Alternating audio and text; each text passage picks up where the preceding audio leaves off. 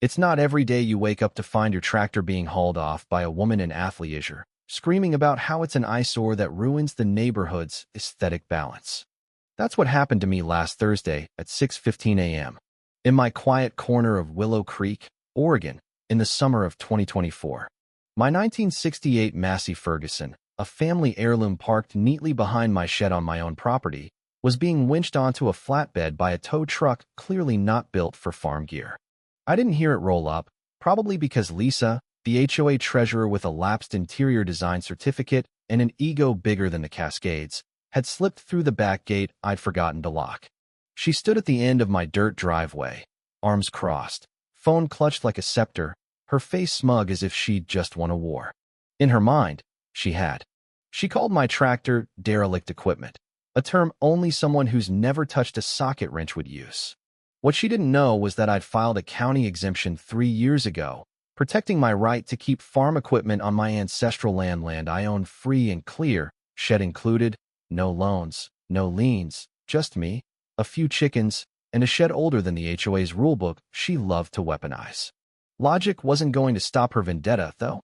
Not after I'd blocked her plan last spring to erect a garish neon sign for a boutique pet spa. Since then, she'd been gunning for me, and my tractor was her first target.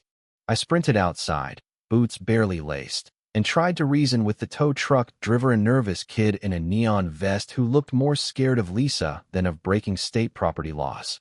I told him the tractor was registered, that towing it without cause was a legal nightmare. He mumbled, "She said it's HOA orders," and gave a weak shrug as he tightened the cable. Lisa, perched on my porch like a hawk, barked, "If you don't like the rules, move to a place that tolerates chaos." Her voice dripped with condescension, her chin tilted so high it could have caught rain. I didn't shout. I didn't curse. I just said, "You'll wish you hadn't done this," and walked back inside. What Lisa didn't know was that I was already 3 moves ahead. My grandmother, who left me this land when I was 18, had a saying, "Never let city folks decide what's beautiful. They'll paint a stone wall gray if you give them a brush." She was right. And she left me something better than Advisha full structural blueprint of our shed, rebuilt after a 1989 fire with steel beams strong enough to hold a loaded grain truck. Or, as it turned out, something far more poetic. First, I filed a police report. Then I called my insurance and got the towing paperwork, or rather, the lack of it. Lisa had forged a community complaint with fake signatures, including one from a neighbor who'd passed away in 2020.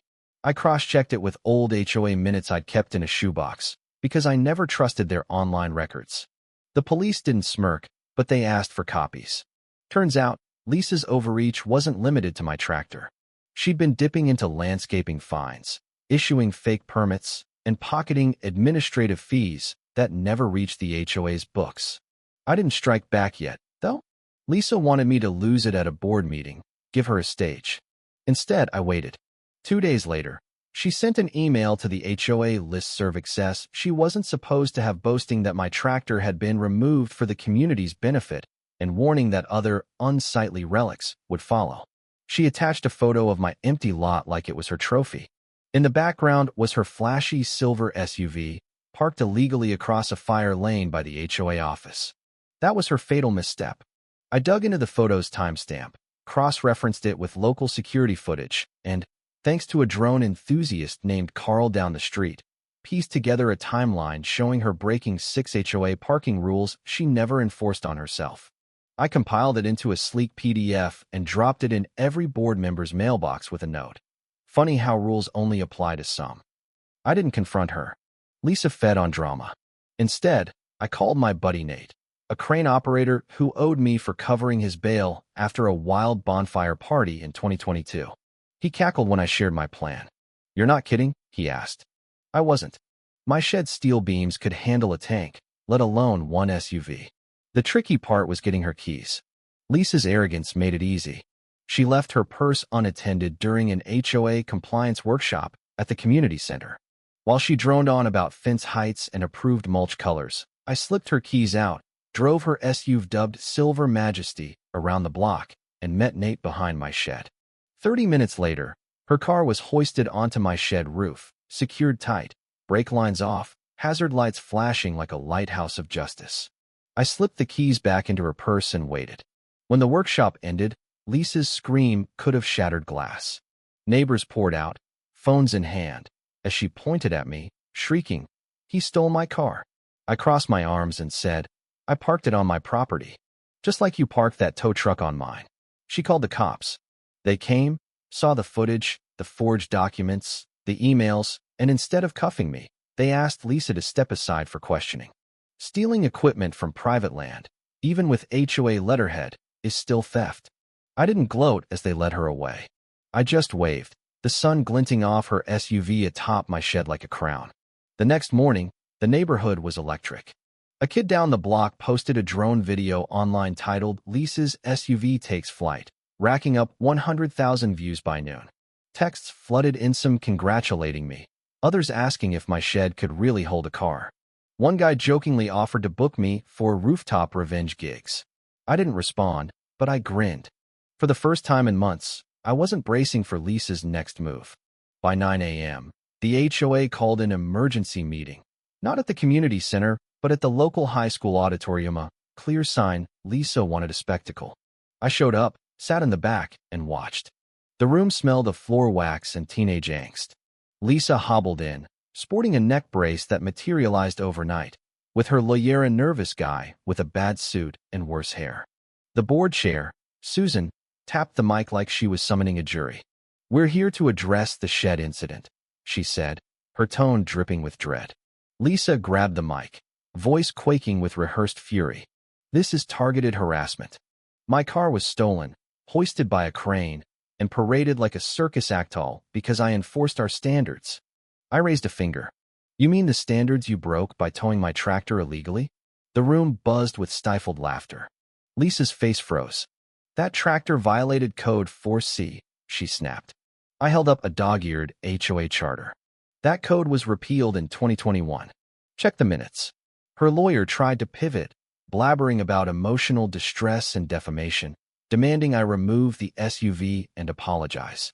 I leaned back, happy to, as soon as Lisa apologizes for trespassing, forgery, and theft, and covers my towing fees. Susan looked like she wanted to vanish. "Recess," she muttered, and the board fled to a side room. Outside, I sipped a soda when Ellen, a quiet neighbor who'd barely spoken to me in a decade, slipped me a manila envelope. "You'll want this," she whispered, then vanished. Inside were emails between Lisa and a contractor, dated months before the towing, outlining plans to convert my shed's lot into an HOA storage facility. My name wasn't mentioned, but my land was, with a note claiming I'd agreed to donate it. I nearly choked. The towing wasn't about rule sit, was about clearing my land for her pet project. Back in the auditorium, I waited until Susan asked for final evidence, then handed her the envelope and another to a deputy in the crowd. The silence was electric. Susan's face drained as she read. Lisa's lawyer froze mid-sentence. Lisa stammered, then screamed as the deputy asked her to step outside again. She stormed out, heels clacking like gunfire, her lawyer trailing like a deflated balloon. The next day, a crew lowered her SUV from my shed, muttering as they worked. I stood watch, ensuring no scratches marred my roof. When they asked where to park it, I pointed to Lisa's driveway, but suggested the fire lane might suit her better. The HOA sent a 4-page apology, signed by all but Lisa, and voted to ban her from the board pending legal review. Susan even dropped off a pie. They offered me a permanent tractor exemption and a board seat. I said I'd think about it. My shed could handle another car if needed. Lisa didn't go quietly. A week later, she filed a small claims suit, accusing me of a defamation campaign and psychological warfare via vehicular elevation. The courthouse was a drab brick building, the judge a tired man with a mug reading, "I survived Mondays." Lisa's lawyer rambled about harassment by height, until the judge cut him off. "Show me damages." Lisa, in a purple blazer and heels, clutched her chest. "Your Honor, I've had migraines, sleepless nights, social ostracism. My car had bird droppings." The judge blinked. "Bird droppings?" he repeated. I handed him a folder, photos, forged documents, HOA violations, Ellen's emails, and a crane operator's affidavit confirming no damage to the SUV. "This was self-defense against her harassment," I said. The judge sighed. This is the dumbest case I've seen, and I've judged a man suing a raccoon. He dismissed it, warning Lisa her tractor theft could be a felony. She screamed about memes and injustice, but he shut her down. Back home, the neighborhood shifted. Susan admitted they'd let Lisa run wild too long. They were revising bylaws, closing loopholes. Ellen's envelope revealed more. Lisa had tried to privatize a county road to my back field, cutting off my equipment access. Her sketches showed plans for condos on my pasture. I filed to lock my land as agricultural reserve, untouchable by developers or HOAs. Lisa moved out a month later. Her SUV's cracked mirror the only trace. The neighborhood breathed again. Sunflower gardens bloomed. Barbecues sparked. My tractor returned with a tow company apology and a gift card. I bought a mug. Pick fights you can win. My shed became a tool library, solar-powered, open to all. At dusk, I found a toy SUV on my shed roof. A tiny flag reading Queen of the Skies. A kid's prank, or maybe a tribute. Either way, I laughed. Willow Creek was quiet again, the storm gone. What do you think? Was I too harsh on Lisa, or did she deserve every bit of it? Should HOAs have the power to tow property, or are they just petty kingdoms? Drop your thoughts below. Let's get this debate rolling. Like, comment, and subscribe for more stories like this.